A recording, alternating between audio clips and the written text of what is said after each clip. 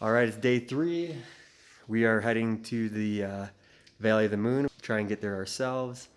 This is Mike. I don't know where Roz is, but they've been traveling all the way through Central America and South America. They got a blog called Irish Nomads, so hopefully we'll link up with them again in the Salt Flats, but we'll see.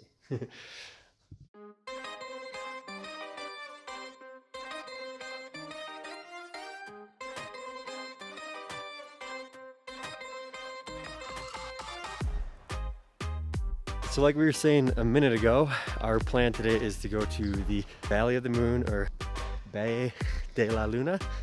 Bahia de la Luna.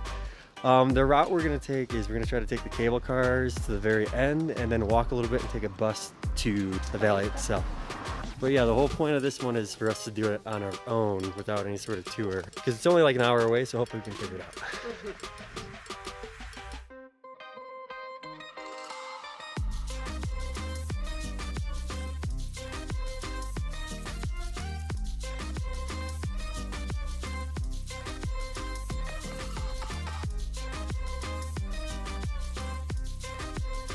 Okay, the walk to the yellow cable car station took us about 25 minutes, but we stopped and played at a playground along the way and got snacks, so probably more like 10-15 minute walk. 20. Okay, fine, 20. We just got off the green line and we got to walk over to Calle Ocho, or the 8th Street, but we had an awesome conversation on the way over with one of the locals that live here. I can't pronounce his name, but he spoke no English whatsoever, but we managed to have an entire conversation in Spanish. He was so great. Yeah, with the little bit we knew and the little bit he knew of English, which was nothing basically, and it worked. And we found out he's got a kid he's picking up from school over here. A little boy that's 5 years old. 5 years old. And we're in La Sur, which is like the really wealthy area. You go over the mountain from La Paz and then you're just in a completely different city, it seems like. But cool, so now we gotta make our way down to the park to catch a minibus. Autobus. Just got off the bus. It took about 15 minutes from Arequipa. The walk from the station to the square took about 10 minutes too. So not too bad. We just got here, just got off. It costed 4 Bolivianos to ride the bus, but now we gotta figure out where to go to get in. We are officially in the Valley of the Moon, or Bahia de la Luna. Anyways, we met a guy on our way in. He's not Quechua, he's the other indigenous, which is starts with an A and I can't think of it off the top of my head. Anyways, his daughter's in a different country. He lives here now, but he invited us to lunch, and he said to listen for him playing the flute. I forgot the name of that too. But we gotta look for him to get out of here, and he's gonna have us come eat lunch with it. That would be amazing. But anyways, we're gonna explore this and get some really cool video of it.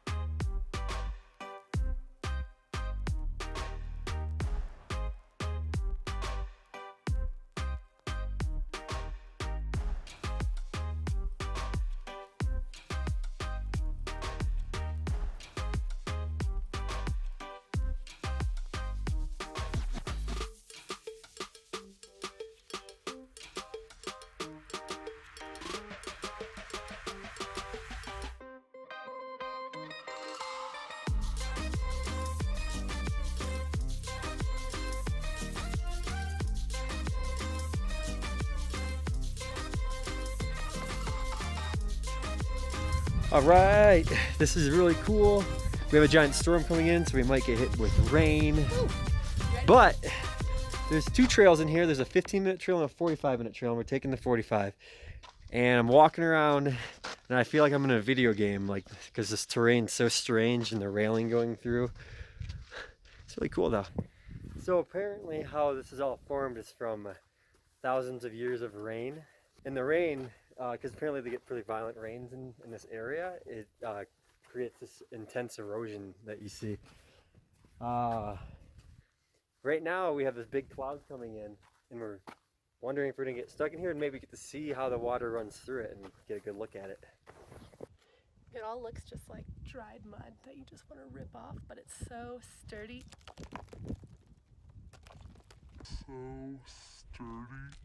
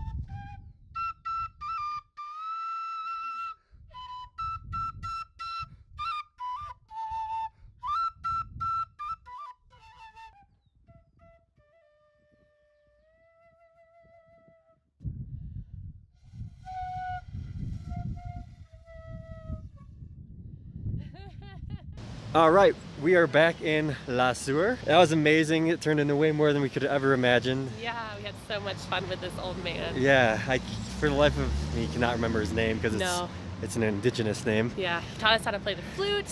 Yeah. He taught us a bunch of words, the seasons, Yeah, numbers. he did teach us three, it was Maya, Paya, Sequenza, and Pussy, which is 4. And when I found out it was pussy, I told him what pussy meant in English and how to use it. And he fucking loved it. But yeah, what was so cool about this guy that we met is because he told us to come meet up with him and get lunch, so we did. He said, listen to the flute, or listen for the flute. But when we went out, he just took us to some random place to go eat, and we just had like the funnest. That's like this place in general. It's all that happens here is honking.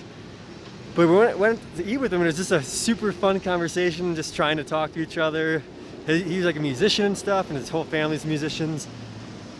It's just cool. You know what else is cool? We learned that, so they do offerings for when they build new buildings. And for houses, it's just like, you know, baby alpacas, smaller things. But for giant buildings like we're walking in, they do human sacrifices. Urban legend. Yeah, it's an urban legend, whatever. Used But to there's happen. a book that says that it's happened because this guy almost was sacrificed, but he made it out alive and wrote a book about it. And they've also found human remains under deconstructed buildings. But they say apparently it hasn't happened since like the 1800s. So they say. But there's no way to prove it now because these buildings are built. And look at them, there's so many new ones, it's probably happening. Yeah, because when they build a house, they do like a llama. And then I guess the building is human. It's intense. Giant building. So now we're trying to get back to the station, or the cable car station, and we're gonna go to Cholitas Wrestling. Cholitas Wrestling! Which is like traditional women wrestling each other, so we gotta get there Sounds like a good time. by 4. It is 4 o'clock and we were supposed to be at the Cholitas Wrestling game. We were taking the cable cars across the entire place to get there because they don't have the one that we need because it's built later on this year. The gray. The gray line. We are currently on the white line.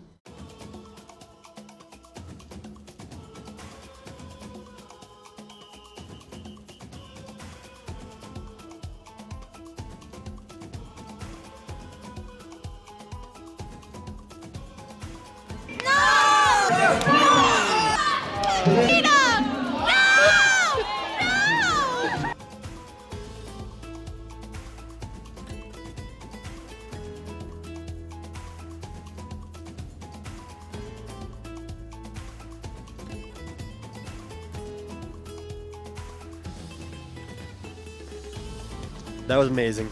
Oh my god! That was probably the coolest, strangest thing I've seen. Ever.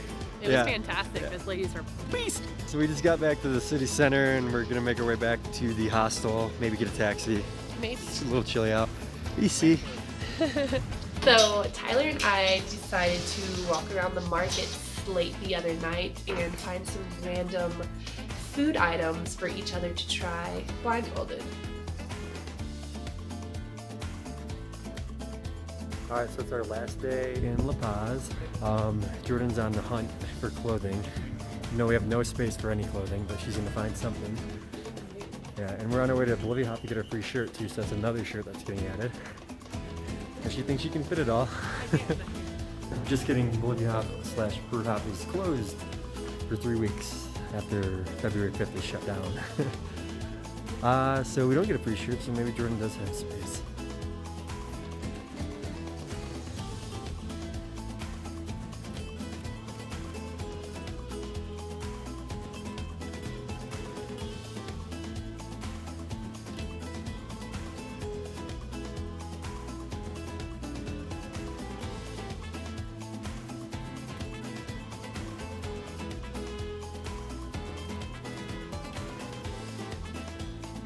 Oh my god, and we have a winner. Finally. She's not wearing it right now. Spent weeks finding a sweater. She's not even gonna put it on yet. So we basically sat around all day today. So we didn't really do much video besides getting her sweatshirt. We just worked on a lot of editing and kind of getting prepared for this bus ride, which we just got on. It's a 10-hour bus ride, and these seats are amazing. And we got front row seats. Front row, out the window. So it'll be fun. We will see you in Salade Uni next. Yeah, Salt Flats. I'm back. It's got our onboard meals, and we have no idea what they are. We got the special sticker because we're vegetarian. So guess what it is? Fucking veggies. Yeah? This is a veggie nugget. Oh, no way.